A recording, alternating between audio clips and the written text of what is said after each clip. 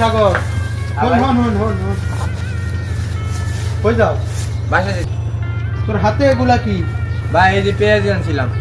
পেঁয়াজু? হ্যাঁ পেঁয়াজি আনছর? হ্যাঁ। পেঁয়াজি তো আমার খুব পছন্দ, দুইটা খাই। আরে ভাই দুটা পেঁয়াজই তো খাইবেন, খান। দেও।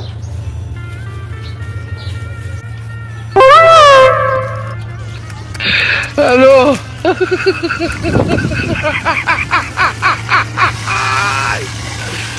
ওরা কেন?